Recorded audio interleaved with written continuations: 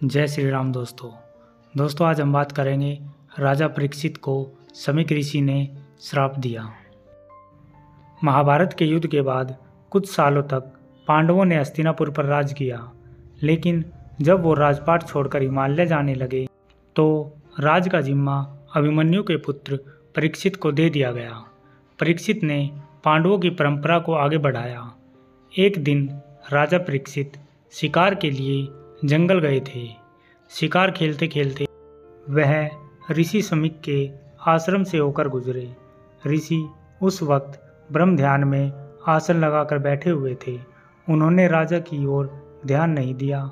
इस पर परीक्षित को बहुत तेज गुस्सा आया और उन्होंने ऋषि के गले में एक मरा हुआ सांप डाल दिया। किंतु उनके पुत्र रंगी ऋषि को जब इस बात का पता चला तो उन्हें राजा परीक्षित पर बहुत क्रोध आया। रंगी ऋषि ने सोचा कि यदि यह राजा जीवित रहेगा तो इसी प्रकार ब्राह्मणों का अपमान करता रहेगा। इस प्रकार विचार करके उस ऋषि कुमार ने राजा परीक्षित को यह श्राप दिया कि जा, तुझे आज से 7वें दिन तक्षक सर्प डसेगा।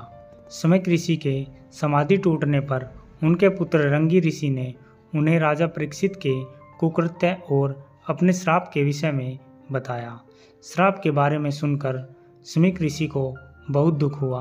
उन्होंने कहा, यह राजा श्राप देने योग्य नहीं था, पर तूने उसे श्राप देकर घोर अपराध किया है। कहीं ऐसा न हो कि वह राजा स्वयं तुझे श्राप दे दे। किंतु मैं जानता हूँ कि वे परम ज्ञानी हैं और ऐसा कदापि नहीं करेंगे। ऋषि समीक को अपने पुत्र के इस अपराध के कारण अत्यंत पश्चाताप होने लगा। घर पहुंचने पर महाराज परीक्षित को ऋषि कुमार के शाप की बात ज्ञात हुई। ये अपने पुत्र जन्मेजय को राज्य देकर गंगा तट पर पहुँचे और आगामी 7 दिनों तक निर्जल व्रत का निश्चय किया। वहाँ पर वामदेव आदि बहुत से ऋषि आए। उसी समय घूमते हुए श्री सुखदेव जी भी वहाँ आ गए। परीक्षित ने उनका विधिवत पूजन किया और उनसे अपनी मुक्ति का उपाय पूछा। सुखदेव जी ने उन्हें 7 दिनों तक श्रीमद्भागवत की पावन कथा का श्रवण कराया। श्रीमद्भागवत श्रवण से परीक्षित का मन पूर्ण रूप से भगवान में लग गया और 7वें दिन तक्षक के काटने के बाद भी उनकी मुक्ति हो गई।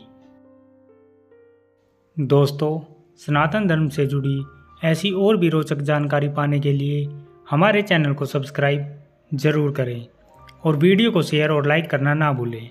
जय श्री राम।